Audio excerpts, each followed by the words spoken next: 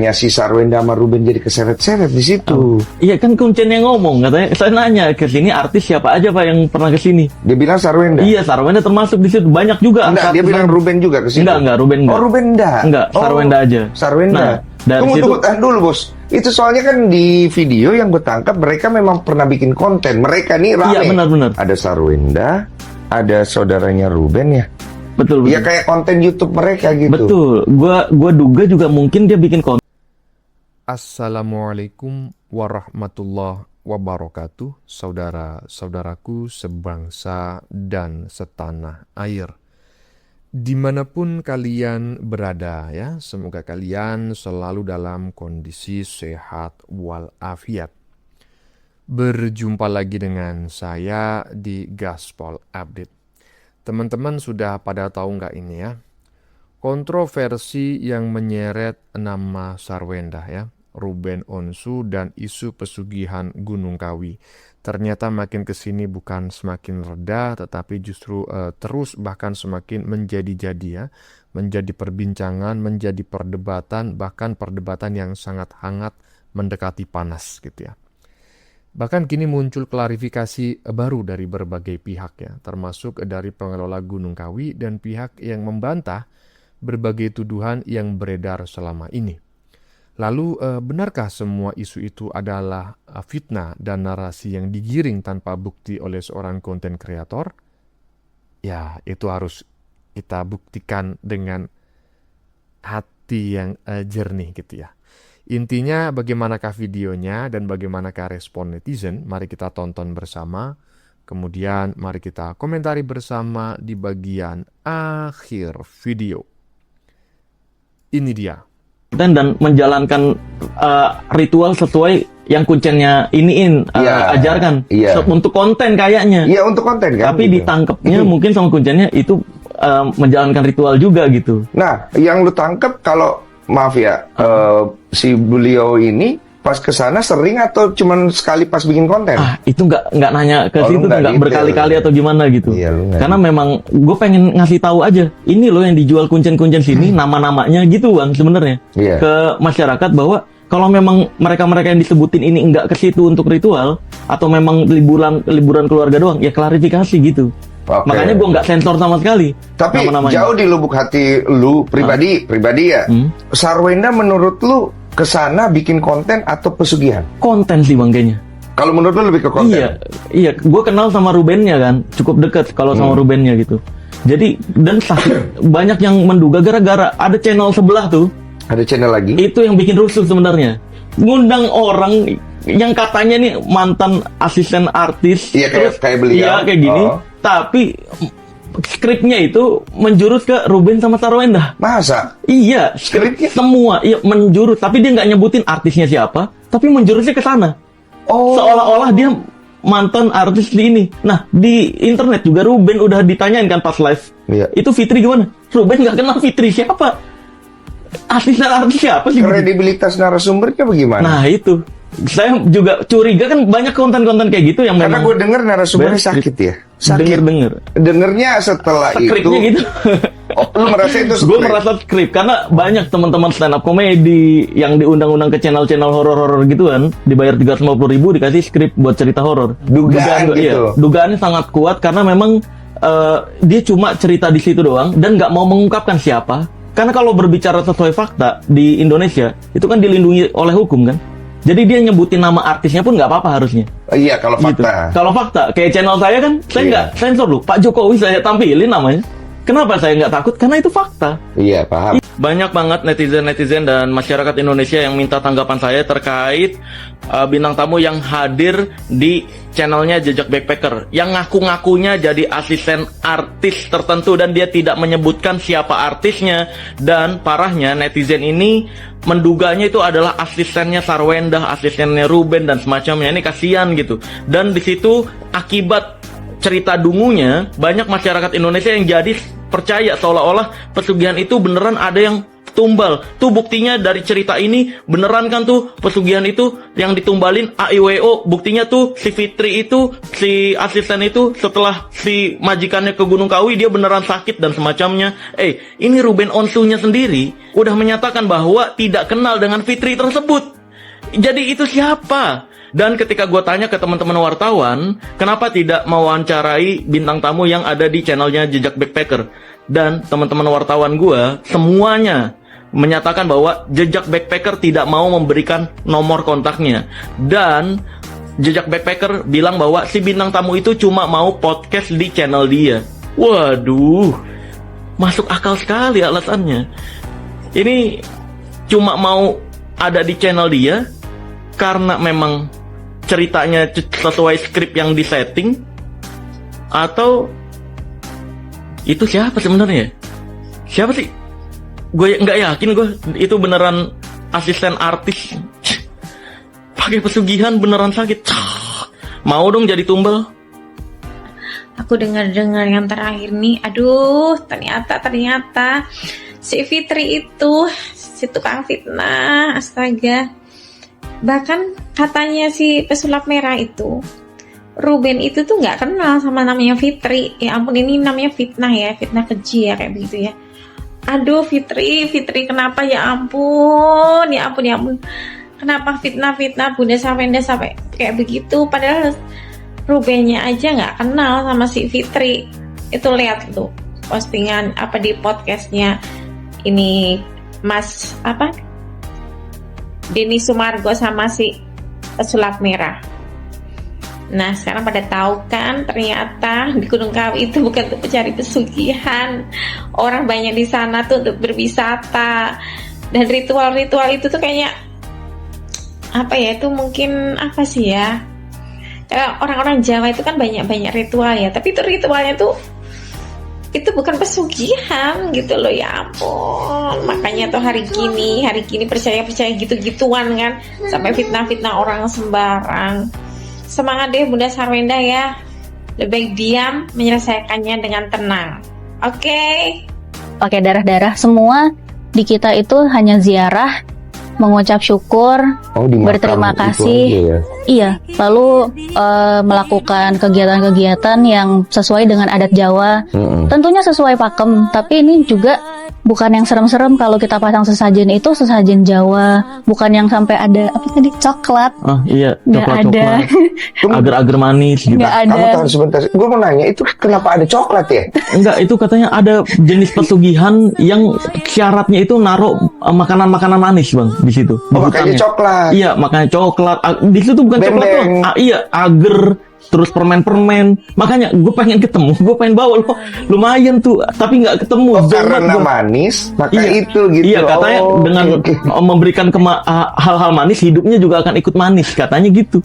Kalau di kita nggak ada, di kita itu sangat tradisional ya. Jadi masih buah-buahan, lalu ayam ingkung itu satu ayam digoreng. Ingkung tuh ayam utuh digoreng. Oh iya, karena biar rezekinya tetap utuh. Ada filosofinya. Iya, benar. Betul. Iya, itu filosofi kejawen. Udah gitu buah, sayur, kopi. Tapi ini kan sesuatu yang memang dikonsumsi oleh masyarakat sekitar, juga mbah-mbah kita, eyang-eyang kita. Jadi selamatan lalu sesajen itu sesuai dengan cara hidup orang Jawa juga. Punten, habis itu dikonsumsi? Iya, setelah didoakan lalu dimakan bersama-sama. Oh, bukan ditinggal dan membusuk? Enggak, justru kan kita udah masak, ya kita menikmati dong hasil kita. Iya, tahu. Kayak Aku gitu. yang itu aku tahu yang kayak itu. Gitu, jadi nggak sampai membusuk. Justru kita nggak memubazir. Kalau misalnya ada selamatan yang mungkin kelebihan, atau misalnya memang ada orang-orang yang Oke. Segmen pertama sudah kita lewati ya. Sangat menegangkan sekali ya. Tadi kita membahas mengenai klarifikasi tentang isu yang mengaitkan nama Sarwenda dan Ruben Onsu dengan sebuah ritual pesugihan di Gunung Kawi ya. Sekali lagi saya katakan mengenai isu ya, dan hanya mengait-ngaitkan, tidak menuduh, tidak memfitnah, tidak menjustifikasi ya. Netizen menjelaskan bahwa kunjungan mereka disebut lebih bertujuan membuat konten, bukan melakukan ritual mencari kekayaan ya. Apalagi ya gitulah. Ya, netizen juga menyoroti kemunculan seseorang yang mengaku sebagai mantan asisten artis di sebuah kanal YouTube horor gitu. Dengan wajahnya ditutup topeng, dengan namanya itu mengaku Mbak Fitri. Tetapi kan Ruben sudah mengaku nggak kenal ya. Namun identitas artis sengaja disamarkan ya oleh narasumber sehingga memunculkan spekulasi liar netizen di media sosial. Sementara Ruben ya telah membantah ya. Dia mengatakan tidak mengenal sosok bernama Fitri tersebut yang diklaim sebagai asistennya, ya mungkin asisten artis yang lain. Selain itu dijelaskan pula bahwa berbagai sesaji atau sesajen di Gunung Kawi itu merupakan bagian tradisi syukuran masyarakat Jawa ya, bukan simbol pesugihan atau tumbal sebagaimana ramai dipercaya orang saat ini. Intinya segmen pertama ini menekankan pentingnya kita ya agar tidak mudah mempercayai narasi yang belum terbukti kebenarannya. Lanjut. Memesannya itu banyak, lalu tidak bisa membawa pulang.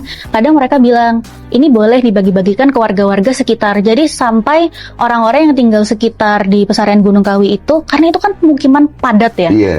Itu Ketiban juga rezeki juga gitu. kebagian selamatan, tumpeng. Kadang Iya, kalau makanan enak lah. iya, kadang kita juga ada bagi, misalnya ada tamu yang mau berbudi baik, bagi-bagi misalnya daging sapi kayak gitu, itu juga kita menyuarakan ke RT RW setempat, ini boleh untuk masyarakat, jadi mereka menerima budi baik dari orang lain yang mau berterima kasih karena sudah dikasih rezeki kayak gitu. Iya. Dan rezekinya ini nggak tentu dari pesarian Gunung Kawi, juga mungkin mereka di luar mungkin bisnisnya lancar gitu kan, lalu saya mau berderma. Belakangan ini banyak beredar daftar harga di pesarian Gunung Kawi, kayak ayam besek lah, tumpeng, wayang, dan semacamnya. Dan banyak yang beranggapan itu adalah syarat ritualnya atau bentuk tumbalnya, bahwa ayam itu artinya adalah anak, terus kalau sapi itu artinya adalah ibu, kalau ya macam-macam lah itu diartikan dungu seperti itu. Jadi sebenarnya itu bukan syarat ritual, tapi itu adalah bentuk syukuran orang-orang kejawen yang sudah doa di sana. Kalau kejadian maka dia akan syukuran apa. Nah, karena memang beli ayam di sana itu repot, beli kambing, kalau misalkan kamu bawa kambing dari rumah ke sana itu repot, maka di pesarian sana itu udah menyediakan. Jadi kamu nggak perlu masak-masak lagi, nggak perlu bawa sapi dari rumah dan semacamnya. Kayak gitu sebenarnya. Tapi itu bagi kepercayaan kejawen. Catat sekali lagi, kalau kamu umat Islam terus doa dan bernazar di sana, kamu udah salah server. Kan kalau di Islam kalau mau bernazar bisa dimanapun, gak harus di Gunung Kawi itu. Kamu di rumah juga bisa. Ya Allah, misalkan, ya Allah, doa nih, kamu tahajud, kamu sholat sunnah, kamu doa di penghujung sholat, entah itu di sujud akhir atau di tahiyat akhir. Terus kamu doa ke Allah Azza wa Jalla bahwa, ya Allah, kalau misalkan saya punya penghasilan 1 miliar, saya mau ya Allah pengen beliin rumah tetangga-tetangga saya yang belum punya rumah setiap bulannya 1 orang, ya Allah. Misalkan kayak gitu. Maka ketika kamu beneran diberikan rezeki 1 miliar per bulan, maka kamu harus wajib memenuhi janji kamu tersebut ke Allah Azza wa Jalla. Kamu harus beneran beliin rumah ke tetangga-tetangga kamu yang belum punya rumah atau yang masih ngontrak. Kan nazar itu bisa dimanapun kalau di umat Islam, nggak harus di Gunung Kawi. Kalau kamu nih, yang umat Islam, kamu percaya doa di Gunung Kawi itu lebih cepat terkabul, ya, itu sama aja kamu salah server sebenarnya. Nggak sekalian lu doa di gereja gitu, atau umat Kristen doa di masjid. Lah kan lu salah server maksud gue. Itu kan kepercayaan kejawen. Ngapain lu doa menurut kepercayaan kejawen? Lu pikir di umat Islam itu sinyalnya 2G, terus kejawen tuh 4G gitu, sehingga lu harus numpang gitu. Astagfirullahaladzim. Udah, doa sesuai kepercayaan masing-masing. Kayak di umat Islam, doa yang cepat terkabul itu ketika hujan, ketika di penghujung sholat, ketika umroh ataupun haji, dan lain sebagainya. Atau minta doa ke ibu kamu, minta doa ke istri kamu, minta doa ke suami kamu. Itu lebih cepat terkabul. Ngapain doa di Gunung Kawi, umat Islam? Allahu Akbar. Ini salah server. Ada nggak satu kebohongan yang kamu dengar atau baca berita gitu, yang menurut kamu perlu diklarifikasi dari pihak Gunung Kawi? Sebenarnya ya, yang pesugihan itu sih yang paling utama ya. Itu nomor 1 ya. Karena memang tidak ada pesugihannya di Tidak area, ada pesugihan itu. Di area pesarian Gunung Kawi tidak ada. lalu di area kita itu tidak seram, dan tidak ada price list tumbal. Itu price list tumbal itu lumayan nih harganya ya. Ya, dan itu dijadiin isu lagi yang padahal itu price list nazar atau Iya, dan syukuran, selamatan. tapi dibilangnya kalau itu sebenarnya ayam di situ adalah anak maksudnya. Iya. Terus kalau sapi itu ibu atau bapak orang tua gitu. Lah, Ya, ini itu nggak ada. pengertian dari mana ini? Dibelok-belokin. Dibelok-belokin. Gitu. Iya. Padahal enggak kayak gitu. Ayam ya beneran ayam, tumpeng ya beneran tumpeng. Terkait yang price list selamatan yang viral itu ya, kalau mau lihat bentuknya selamatan kayak apa, Instagram kita itu selalu secara berkala update. Jadi bentuknya seperti apa tuh ya ada Oh, tumpengnya. ada Instagramnya Gunung Kawi. Ada. Saya sudah buka Instagram itu dari 5 tahun yang lalu dan terus Oh, kamu berkembang. yang kelola. Saya yang kelola. Kamu evaluasi pantau. Iya. Oke. Jadi kalau istilahnya ada yang minta bantu didoakan, dibantu didoakan. Bisa dari bisa. selamatan itu. Pasti ada juga yang pengen kayak, ya Allah saya sakit hati nih sama orang ini, sama Marcel nih, ya kan? Nah, diminta doa nih. Iya. Tolong doain dong. Itu Marcel tuh orang jahat gitu. Saya sakit hati sama dia. Bisa nggak didoakan, ditumbalkan saja nyawanya gitu. Nah, lagi-lagi kita nggak ada tumbal. Oh nggak ada, Nggak ada. itu mode tumbal nggak ada Nggak ya. ada. Iya. Tumbal, pesugihan, penggandaan uang itu opini orang aja. Di kita adanya selamatan, ziarah, ya yang seperti itu. Iya, yang normal. Iya, aslinya ya memang aslinya itu kayak karena gitu. sesuai budaya Jawa aja. Iya. Nomor 5, 600.000 dapat 4 miliar. Nomor 6, 750.000 dapat 5 miliar. Paket komplit, ada paket komplit. 2 juta dapat 10 miliar. Paket komplit. Syarat terbuka untuk semua agama. Ini jadi seolah-olah lu apapun yang penting lu dungu aja. Lu nggak punya agama juga, yang penting lu dungu gitu. Lu agama Islam, agama Kristen, Hindu, Buddha ataupun Katolik, apapun agama lu, kalau lu dungu, lu boleh ikutan ini. Syaratnya dungu doang karena sangat amat luar biasa ini. 200.000 dapat 350 juta tuh. Gambling. Game. Yang kedua syaratnya punya rekening pribadi. Iya. Yang ketiga hanya 1 kali seumur hidup. Nah ini marketing S4 nih. Karena orang hanya 1 kali seumur hidup, orang-orang dungu ini pasti pengen yang terbesar dong. Pasti ngambilnya paket komplit 2 juta dong. Dapatnya 10 miliar. Kalau dia ngambil 200.000 besoknya nggak dapat lagi. Sama kayak stok terbatas. Iya, sama kata-katanya stok terbatas. Limited edition ini, limited edition. Tinggal satu. Oh iya, tinggal 1 nih. Atau kalau lu biasa COD, udah ada yang minat. Ada yang nanya juga nih.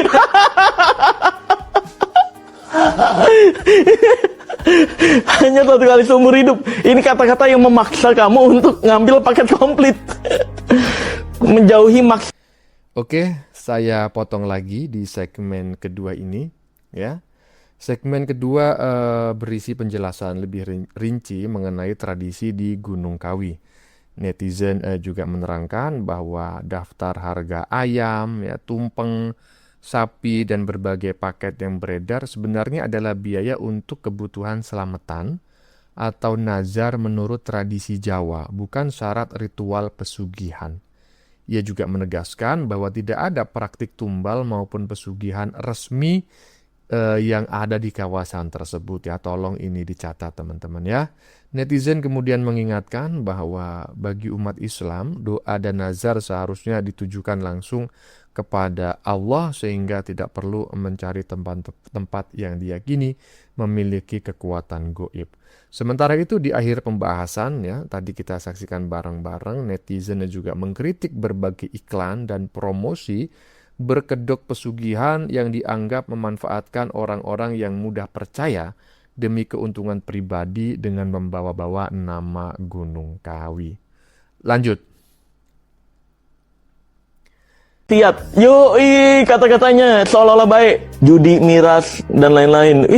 Ini kan maksiat nih, nipu maksiat, bukan pesugihannya maksiat, nipunya. Lu dungu juga maksiat tuh dungu kalau dalam Islam. Karena untuk beragama di Islam kamu harus punya akal yang sehat. Ketika kamu percaya kayak gini, kamu nggak punya akal. Tanya lu melihat penampakan manusia berkaki kuda ya? Hewan pokoknya. Hewan kakinya ya? itu hewan. Bagaimana ceritanya tuh? Jadi kan nggak terlalu jauh. Saya ini jadi megang kayak sesaji itu kita sudah siapkan di rumah. Yang diminta sama si dukun ini, sama si bos saya ini. Nah di situ jadi kayak Sesajinya apa? ada darah yang dimasukin ke dalam botol. Okay. Terus waktu itu kita diminta itu suruh nyembelih ayam hitam. Itu yang saya pegang. Jadi sebenarnya gini, kayak yang dari agak lumayan jauh nih, 50 meter gitu. Nanti kalau memang si kuncinya ngasih aba-aba, saya ke sana nganter si syaratnya ini. Oh, ada begituan tuh. Iya. Oh, ada kode-kodean. Iya. Oke, lanjut. Jadi saya masuk. Nah, pada saat saya masuk itu udah firasat saya itu udah gak enak karena benar-benar senyap, sunyi, nggak ada apapun. Jadi kayak banyak sesuatu yang nabrak saya tuh. Oh, lu ada ngerasain begituan? Banyak banget itu di situ. Itu bukan karena sugesti waktu itu. Kalau sugesti saya beda deh kayak rasanya karena itu bener ditabrak masalahnya. Oke, lu bisa memastikan bahwa ini bukan sugesti lah ya. Itu ditabrak soalnya. Oke. Nah, lu nggak nanya sama si artisnya? Ya, maksudnya kan kita ngapain nih kesini gitu? Nggak ada lu tanya-tanya gitu? Saya nanya itu sesudah di rumah. Oh, ada sempet tanya? Iya, sempat saya ingin nyudahin itu semua. Dia jawab apa? Nanti dulu, gue pengen sukses dulu. Gue pengen naik dulu karir gue, baru kita udahin semua. Oh, jadi lu tahu ini salah nih gitu. Iya, sempat saya kasih tahu, sempat banget. Tapi dia lanjut aja. Lanjut aja. Sukses. Ada beberapa perubahan yang tadi saya bilang. Oke, Perubahannya perubahan itu dari segi iklan TV. Kemudian apa namanya kontrak juga itu saya karena saya tahu ya waktu itu. Jadi pokoknya habis dari situ tuh 2 minggu atau 1 bulan. Terus? Gitu dari situ. Cuman dari perubahan-perubahan itu kita melihat si bos saya ini itu kayak mayat hidup. Mayat hidup gimana, Mas? Jadi gairah hidupnya tuh seperti nggak ada. Mukanya tuh flat biasa dan banyak sakit dari situ. Nah itu yang saya bilang, saya udah perasaan nggak enak. Perasaan saya udah nggak enak itu. Sampai waktu itu supir saya bilang, Pak ini bos kayaknya gini deh. Iya. Karena ya mungkin perjanjian kemarin di sana kali. Oh, jadi omongan. Ya, jadi buah bibir seperti itu. Pembantu pada tahu dong. Pembantu nggak ada. Oh, enggak. Hanya ada saya sama Pak Yon. Terus yang bersihin rumah siapa? Nggak ada. Paling saya sama Pak Yon. Karena kan memang satu rumah itu 3 lantai. Si artis ini bisa dibilang sendiri. Nggak ada siapa-siapa. Terus berakhirnya bagaimana itu kisahnya dia dengan Gunung Kawi itu? Jadi waktu itu saya nggak tahu ya. Ini memang rencana Allah mungkin. Jadi pada saat itu saya diminta untuk pulang karena ibu saya sakit. Oke. Pada saat itu tepat sekali dengan berbarengan dengan hal itu ada si bos saya ini ada syuting di daerah Jakarta Timur. Nah, jadi saya pulang ini ditelepon ini pagi sama ibu ya. Nah, siangnya itu mereka syuting, sore harinya habis maghrib saya ditelepon sama Pak Yono kalau artis ini meninggal dunia. Umur pendek gitu? Udah berumur sih. Waktu dia ke sana udah umur berapa? Kepala 4. Oh, berarti dia meninggal di usia kepala 4-an. Iya, betul. Meninggalnya dikasih tahu penyebabnya apa? Jadi lehernya itu kayak digorok. Berarti bisa ini dong, investigasi dong. Iya, cuman itu saya nggak tahu ya seluk-beluk tentang kesitunya itu kenapa. Cuman kan ditutup semua tuh. Saya nggak tahu itu tentang kebenarannya benar seperti itu atau hanya kena teknis lapangan, saya nggak tahu. Jadi Kalau intinya lu tidak datang lagi. Enggak, itu saya udah pulang. Syaratnya berhubungan intim sama yang bukan mahramnya sebanyak 7 kali sehari. Terus ada tulisan. Iya, foto. Dia ada foto. Iya, foto macam-macam. Kalau foto itu biasanya kayak orang ngarep banget sama si cewek ini. Nah, dia naruh foto dia sama si cewek. Nah, harus itu sambil doa, berharapnya dia percaya doanya terkabul di situ. Gue pernah nemu ada BH, bro. Beda, itu pesugihan kancut, beda lagi, Bang. Coba. Itu di Jawa, pesugihan kancut tuh di goa, di depannya itu wajib syaratnya. Itu bukan naruh-naruh benda manis kayak tadi, makanan manis, bukan. Itu syaratnya naruh pakaian dalam yang udah pernah dipakai. Tapi ini nggak di Gunung Kawi. Bukan, itu. Oh. Itu beda lagi. Tapi di beda tempat iya, itu. Di Jawa juga sama. Jawa Tengah, ya. Oh, jadi pokoknya sesajen yang lu taruh itu menurut kepercayaan siapa nih? Dukun kan harus ada petunjuk ya. Iya, betul. Kalau tadi kan dia ada petunjuk tuh. Iya, dari orang. Nah, itu isu-isu seperti itu, isu-isu pesugihan entah sampai sekarang siapa yang membuat sebenarnya. Sama kayak di Gunung Kemukus. Gunung Kemukus ini prostitusi berkedok pesugihan. Oh, di sana? Di Kemukus sampai sekarang. Bagaimana masih bisa berjalan. bilang jadi prostitusi itu? Syaratnya berhubungan intim sama yang bukan mahramnya sebanyak 7 kali sehari. Dan di sana bagi pria-pria yang nggak punya pasangan disediain, Bang. Oh, udah ada. Wanita-wanita bayar. Berapa? Disewakan. Nggak tahu, Bang. Gitu. Bisa. Iya kan, ngetes dulu. Ya kan lu bisa. Soalnya gini jadi kemana-mana ya. Tunggu dulu, di Gunung Kawi itu ada rekad Itu Apa? benar gak? Apa? Red card Red yang card. Ini di Pasariannya yang di kemarin. Pasarian. Oh, di Pasarian. Iya, itu di Pasarian. Gua lihat, jadi di Gunung Kawi itu tuh ada tuh apa gambar itu. Oh, iya, ada ini. red card. Pasarian Gunung Kawi itu ada red card gitu. Tapi kalau yang ini kan sebenarnya red card untuk Syukuran. makanan syukuran. Iya, Betul. benar. Itu syukuran. Tapi gue pernah lihat ada red card kayak pesugihan. Ah, itu palsu. Itu udah penipuan. Udah pasti penipuan. Ya, Benar, itu benar udah ya. pasti penipuan. Kemudian yang paling membuat kita ragu-ragu benar adalah apa? Kalau barusan kita lihat ada heboh, yaitu ketika pesulap merah, bukan topi merah, tapi pesulap merah mengungkap adanya ritual mistis di Gunung Kawi, gunung yang berada di seputaran Berita Malang. Nah, mungkin suatu saat, saya nggak janji tapi siapa tahu Roy Suryo Official mau juga ke Gunung Kawi. Ya, tapi bukan kita seperti di sana, enggak. Kita mau napak tilas rutenya Jokowi ke Gunung Kawi. Kenapa? Karena ini dia lihat cara mistis memulai proyek ibu kota negara. Jadi Jokowi ini menggunakan cara mistis, ya, ini untuk memulai ke proyek ibu kota negara. Kan konyol banget. Ini dia tuh selalu mister yang kontroversial, ya. Sudah tapi belum tapi sudah, bolak balik. Sama, lihat ini pernyataannya. Ini dari orang yang sama. Dia mengatakan Jokowi sebut banyak pejabat di Indonesia yang percaya tahayul. Lah ini apa? Ya, dia memulai ibu kota dengan apa? Katanya banyak pejabat, termasuk dia percaya. Dan kalau kita lihat, ini foto bukan rekayasa loh ya. Ini foto. Oke, saya potong lagi pada segmen kelima ya. Tadi ditampilkan kesaksian seseorang yang mengaku pernah mendampingi seorang artis melakukan ritual ya, melalui seorang dukun lah, kurang lebih seperti itu. Ia menceritakan adanya berbagai prosesi seperti penyembelihan ayam hitam ya, yang dimaksud tentu hitam mulus ya, atau yang biasa kita kenal dengan istilah cemani. Kemudian penggunaan darah gitu, hingga pengalaman melihat hal-hal mistis yang menurutnya itu bukan sekadar sugesti. Netizen juga mengaku sempat memperingatkan ya artis tersebut agar berhenti atau tidak melanjutkan ritual, tetapi tidak dihiraukan. Dan setelah karir artis itu meningkat, kondisinya disebut semakin sering sakit hingga akhirnya meninggal dunia. Ya, namun sekali lagi semua cerita yang diceritakan tersebut ya hanya disampaikan berdasarkan pengalaman pribadi narasumber, tanpa adanya bukti yang tentu saja dapat diverifikasi kebenarannya. Kemudian tadi netizen juga kembali membahas tentang perbedaan berbagai mitos pesugihan di sejumlah lokasi di Pulau Jawa, serta mengingatkan kita semua agar berhati-hati terhadap informasi yang belum jelas keberadaannya. Lanjut. Beneran ya. Siapa yang ada di gambar ini? Nah, siapa yang ada di gambar ini? Ya, ini jelas betul katanya banyak percaya tahayul. Siapa dia? Dan makanya kalau kita lihat ya, dulu titik nol di IKN Nusantara itu ada upacara namanya upacara kendi. Dulu saya pernah dikatakan, Mas, masa dikatakan Jokowi itu percaya dengan ritual. Nah ini apa? Ini itu titik nolnya pakai upacara kendi. Dulu kepala daerah suruh bawa air dari 38 provinsi, kemudian membuat perkendian, bukan persendian, tapi perkendian, upacara kendi di sana. Dan kemudian kalau malam,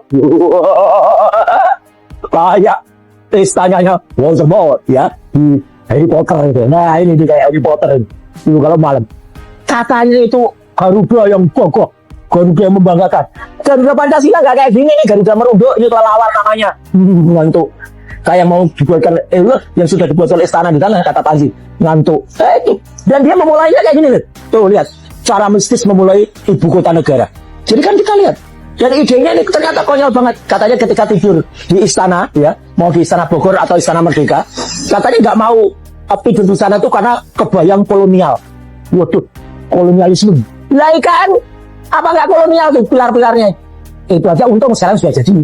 Ketika 17 Agustus 2024 yang lalu, ketika dipaksakan, itu masih dekor, ya, masih itu hanya wallpaper saja dipaksa, makanya nggak boleh ada liputan ke sana karena ketahuan, ya, gambar di belakang itu cuma dekor atau backdrop, ya, itu kan konyol sekali. Sekarang sih sudah jadi tiang-tiangnya, dulu hanya backdrop, dan ketika dia mulai kan kayak gini nih, cara mulainya kan konyol banget ini. Orang-orang disuruh melihat dipertontonkan bad yang nggak lucu ini. Ya ini kan nggak lucu banget ini. Ya untuk memulai kata dia ingin mendapatkan aspirasi malam hari. Dia sengaja tidur di tenda kayak gini. Nah memang orang ini memang ya udahlah. Kalau ada orang mengatakan, Mas kok dikait-kaitkan dengan suasana mistis atau apa? Nah memang lihat dia berusaha untuk menjadi Raja Jawa. Raja Jawa apa palsu? Ya pakai Amangkurat aja, Amangkurat yang jahat. Ya palsu ini. Ya aduh luar biasa ini. Ya dia juga pernah duduk sendirian di tepi danau waktu itu, ya merenung sendiri. Wah, padahal hanya untuk pembangunan ibu kota kelelawar ini, ya ibu kota kelelawar negara ini, ya gitu. Waduh parah ini ya, gitu. Dan itu nanti disesuaikan dengan topi Amangkuratnya, Amangkurat yang jahat itu tadi. Ya ini kan istana yang dulu sudah dirancang bagus, ada sayembaranya, ada kawasan Wena, ada kawasan Wanua, ada kawasan Banu. Ternyata jadinya cuma digarap seorang seniman kayak gini nih, seniman Nuarte yang bikin patung juga di Mandalika itu, patung naik motor yang gak jelas itu. Sama ini, dia dapat proyek luar biasa ini untuk membangun kayak gini. Ini gak sesuai dengan konsep awalnya IKN itu, ketika jadinya cuman kayak gini nih. Bahkan ketika itu kan ada COVID, katanya orang harus sesuai dengan protokol COVID. Nah, dia dipotret sendiri begini, tapi ketika dipotret bareng-bareng di Istana Bogor rame-rame kayak gini gak pakai masker, gimana waktu itu ya? Jadi parah lah ini. Ya kalau kita lihat ini foto-foto dokumentasi asli ya. Sekali lagi terima kasih untuk Mas Agus Suparto. Agus Suparto adalah fotografer istana resmi. Sekarang sudah di sana. Agus Suparto adalah yang pernah foto dengan saya berdua ketika kami menerima hadiah dari lomba foto par postel tahun 90. Saya juara 1, dia juara 2. Dan kalau kita lihat sejarahnya, ketika upacara kendi waktu itu, sampai ada kepala daerah yang pingsan karena nggak tahan dengan upacara kendi itu. Ya gitu, apa itu? Ini kan ritual yang nggak jelas ini. Kemudian sampai ada orang mengatakan, ini istana kerajaan jin. Ini bukan Edi Mulyadi yang bilang. Ya ini netizen yang bilang. Sampai digambarkan, kayak gini. Ini kalau dalam dunia wayang, ini ada kayak ini. Dosomuko. Dosomuko itu wajahnya 10. Karena satu wajah deso, satu wajah bengis, satu wajah kelihatannya baik hati, satu wajah jahat. Ya itu Dosomuko, wajahnya 10. Ya. Dan kalau kita lihat juga, ya ini yang kemarin barusan juga disampaikan oleh orang namanya Pak Eko Galgendu, ya, yang dulu adalah penasihat spiritualnya Jokowi.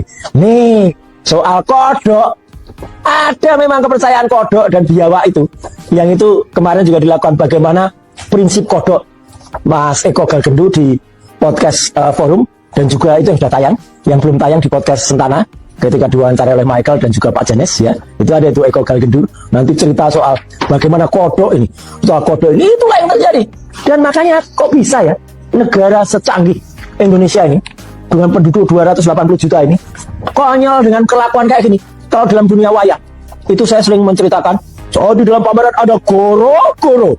Goro-goro itu ada Petruk, kemudian semua penukaran muncul dan sekarang ada Limbu. Tapi kalau ini bukan goro-goro, tapi goro-goro. Oke, Kak, si RO sudah mengeluarkan single barunya ya yang berjudul Serakah. Serakah ya, sama aja kayak rakus ya. Apa yang dia punya masih nggak cukup, keinginan yang berlebihan. Dia pokoknya nggak pernah puas dengan apa yang dia ada ya. Dan rata-rata orang yang serakah ini ya, biasanya itu ya nggak puas dengan dunia, akhirnya ya dia nggak cukup dengan dunia, ditempuhlah jalan-jalan yang belok ya, sampai akhirnya belok itu dia terjatuh sendiri. Ngerti kalian? Dia rakus guys ya, padahal udah cukup ya, tapi nggak cukup aja gitu bagi dia ya. Segalanya dia udah cukup, kebahagiaan dia cukup, harta dia cukup ya, kecantikan dia cukup, semua cukup ya. Keluarga yang bahagia pun dia udah punya, cukup. Suami yang bertanggung jawab cukup ya. Anak-anak yang dulunya sangat pintar ya pun tidak cukup bagi dia gitu loh. Makanya dia kayak serakah, dia serakah banget. Apapun yang dia miliki itu kayak nggak pernah cukup ya, rakus. Pada akhirnya ya pikiran dia sudah kayak dimasuki roh-roh jahat, dan akhirnya ada yang sampai kayak melakukan pesugihan ya kan, demi memuaskan keserakahannya dan kerakusannya. Ya, kita cuma bicara fakta ya guys, ya.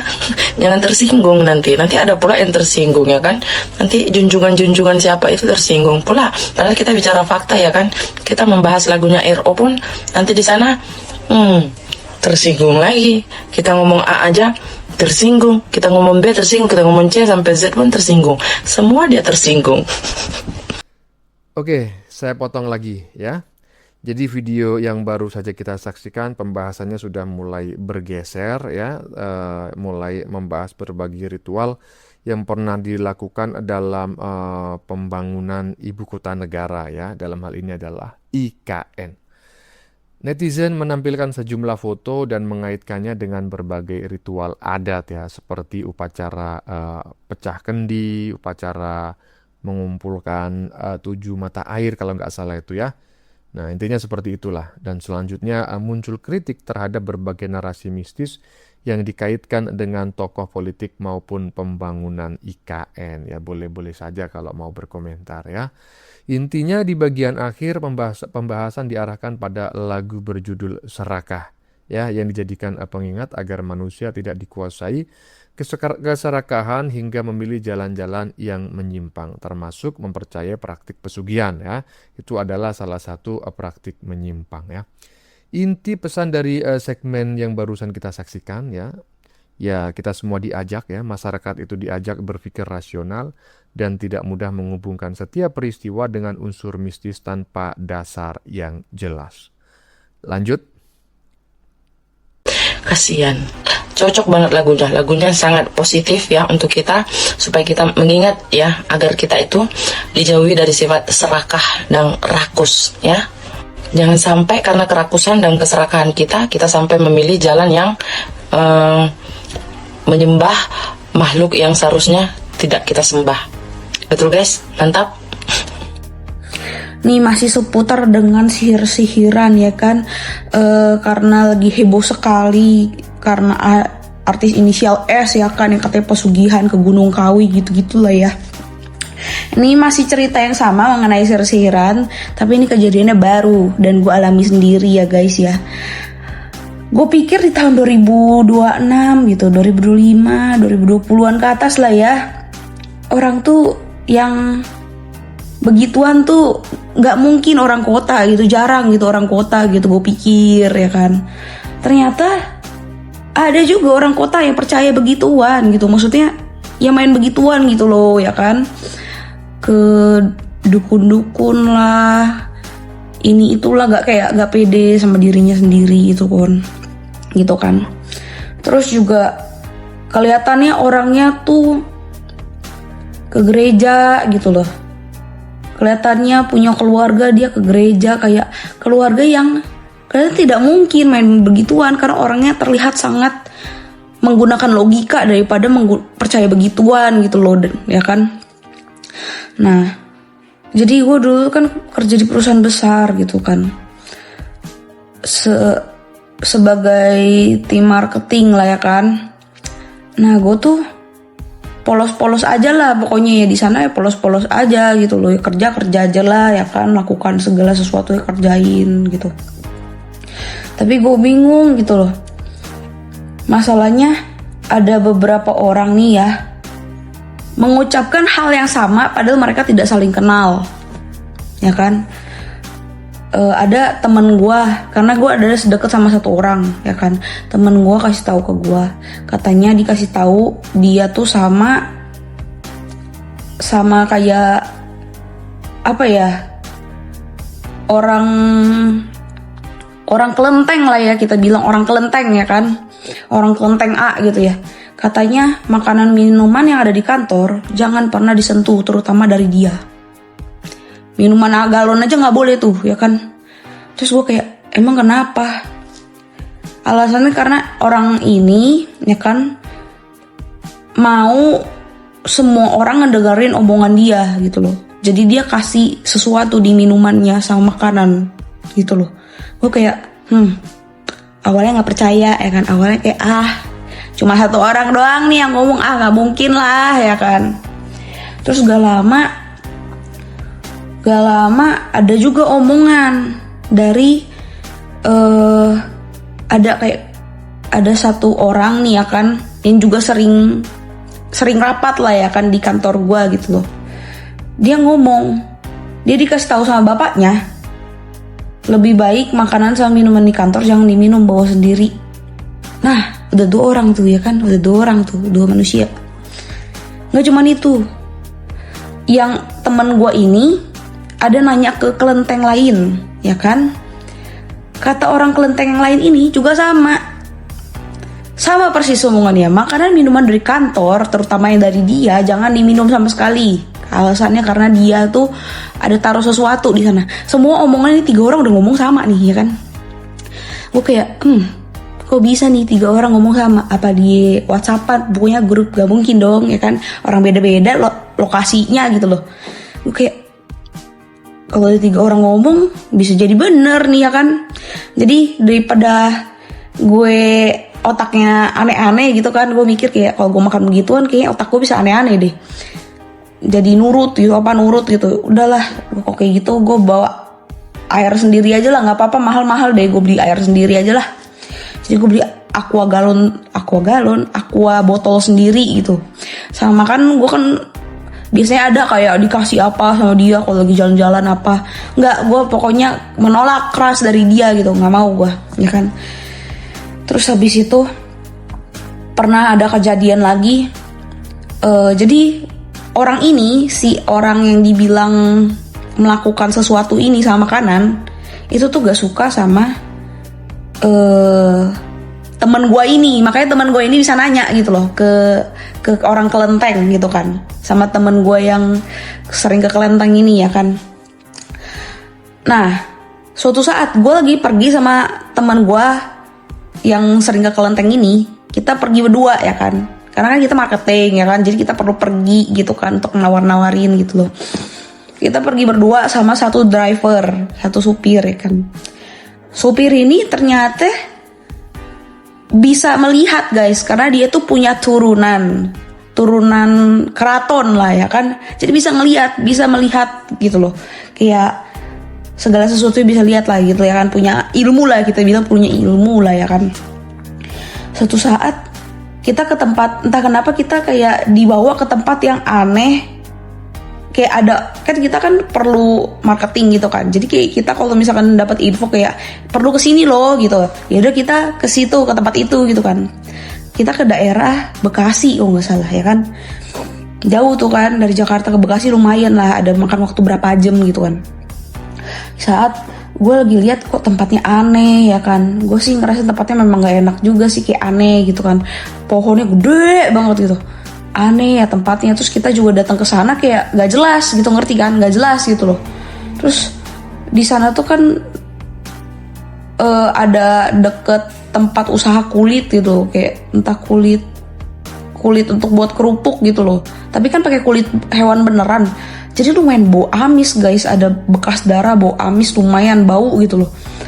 Terus dekat pohon gede, terus tempatnya entah kenapa kayak remang-remang aneh gitu ya kan. Terus pulang dari sana, badan temen gue kebetulan kan gue tidak, puji Tuhannya gue tidak diberikan kepekaan gitu. Jadi gue puji Tuhan lah gitu lah. Temen gue ini, ya, segmen ini berisi pengalaman pribadi seorang narasumber yang mengaku pernah bekerja di sebuah perusahaan besar, teman-teman ya. Dia menceritakan bahwa beberapa rekan dan orang pintar ya memperingatkannya agar tidak mengkonsumsi makanan maupun minuman yang diberikan oleh seseorang di kantor tersebut karena diduga telah diberi sesuatu untuk memengaruhi orang lain. Ya, meskipun awalnya tidak percaya, yang bersangkutan mulai berhati-hati setelah mendengar peringatan serupa dari beberapa sumber atau beberapa teman yang berbeda. Kemudian cerita berkembang ya ketika ia bersama seorang rekan kerja melakukan perjalanan dinas ke sebuah lokasi yang dianggap memiliki suasana tidak biasa ya. Kemudian yang bersangkutan ini menggambarkan tempat tersebut terasa angker sehingga membuat rekannya merasa tidak nyaman sejak berada di sana. Ya, ini adalah sebuah cerita teman-teman ya, boleh dipercaya boleh tidak, tetapi yang namanya cerita ini bisa berisi fakta, bisa berisi opini atau hanya sekadar pengalaman pribadi dan juga bisa mengandung asumsi. Ya, pandai-pandai saja kita memilah-milahnya, oke? Lanjut. ngerasa badannya nggak enak gitu loh. Makanya dia kayak pengen cepet-cepet selesai aja gitu, pengen cepet-cepet balik gitu ya kan. Terus driver ini juga entah kenapa dia kayak biasanya dia kadang di mobil gitu, ini nggak, dia ikut keluar juga kayak melakukan sesuatu, kita juga nggak tahu gitu loh. Terus tiba-tiba nih pas kita pulang nih ya, pas kita pulang tiba-tiba drivernya kesurupan dong. Kayak tiba-tiba lagi nyetir, lu bayangin lagi nyetir tiba-tiba kesurupan. Serem gak lo? Kan gue takut kayak ini mobilnya gimana kenceng lagi bawanya kan, kenceng sekali.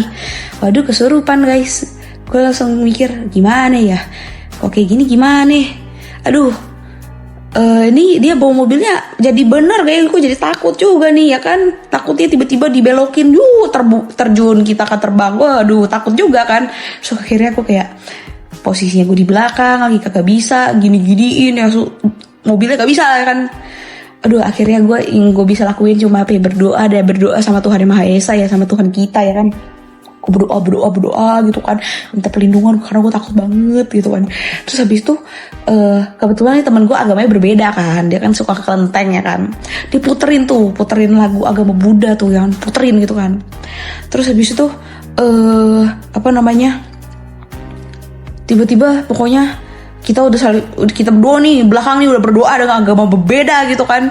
Akhirnya orang sadar gitu kan, duar gitu. Tiba-tiba ada bunyi tak kenceng banget pas gue lagi berdoa itu ya kan. Terus tiba-tiba orang sadar gitu ya. Terus cerita nih, si driver ini cerita, katanya dia itu lagi ngelawan sosok yang ngikutin kita, ya kan. Sosok yang ngikutin kita. Oh ya, ngomong-ngomong nih ya, posisinya saat itu entah kenapa dari nggak tahu ya kan, pokoknya memang pas kita nyampe sana udah mulai mendung ya kan. Padahal tadi cerah banget nih hari-hari, tiba-tiba hujan gede banget di tol. Hujannya benar-benar gede banget sampai depannya tidak kelihatan apapun ya, sampai cuma kelihatan lampu doang kedip-kedip tuh ya kan, kuning-kuning atau enggak merah-merah itu doang, cuma kelihatan itu, kiri kanan semua nggak kelihatan dan posisinya kenceng banget. Jadi kita udah takut nih, makanya pas dia kesurupan kita takut kenapa-napa kitanya gitu loh. Ternyata katanya ada sosok 2 genderuwo ikutin kita. Katanya dikirim sama orang itu tuh, orang yang suka kasih makanan itu ya kan. Mau nyelakain temen gue gitu loh. Mau nyelakain, hari itu hari Jumat itu, mau nyelakain dibuat meningsoy. Aduh mohon maaf nih, umur saya kan masih panjang gitu, untung aja beriman gitu. Jadi kita banyak berdoa dan Tuhan selamatkan kita gitu loh. Makanya gue pikir gak ada yang begituan, ternyata Indis 2026 banyak yang pakai begituan gitu loh, untuk bersaing lah, untuk makin lancar lah bisnisnya dan lain-lain. Ternyata masih ada gitu loh. Shock juga sih, tapi ya udahlah, gimana lagi. Akhirnya kita sampai di penghujung video ya. Jadi pada potongan video terakhir barusan yang kita saksikan atau segmen pamungkas ya, netizen melanjutkan kisah perjalanan tersebut ya. Ya menceritakan bahwa dalam perjalanan pulang dari perjalanan dinas luar kota bersama rekannya tadi, sopir yang dipercaya memiliki kemampuan spiritual itu tiba-tiba mengalami kesurupan ya saat mengemudi. Kemudian mereka berdoa menurut keyakinan masing-masing hingga sopir akhirnya sadar kembali. Setelah itu sopir mengaku melihat 2 sosok gaib yang mengikuti kendaraan mereka dan dia meyakini bahwa sosok tersebut dikirim oleh orang yang sebelumnya dicurigai menggunakan praktik mistis untuk mencelakai rekan-rekannya. Nah, netizen atau narasumber menutup ceritanya dengan mengatakan bahwa pengalaman itu membuatnya percaya bahwa masih ada orang yang menggunakan cara-cara spiritual untuk kepentingan bisnis atau persaingan ya. Meskipun demikian ya kisah tersebut merupakan pengalaman pribadi ya. Lagi-lagi saya sampaikan pengalaman pribadi narasumber dan tidak disertai bukti yang dapat diverifikasi kebenarannya. Jadi ya hanya sekedar pengalaman pribadi atau opini dan bercampur asumsi, bukan fakta. Oke teman-teman, demikian dulu komentar dari saya. Ya, sebelumnya saya memohon maaf jika dalam penyajian konten ini ada kata-kata yang menyinggung, kurang tepat penggunaannya, atau ada data yang dianggap keliru atau salah. Saya memohon maaf yang sebesar-besarnya. Kita jumpa lagi di lain video. Salam NKRI.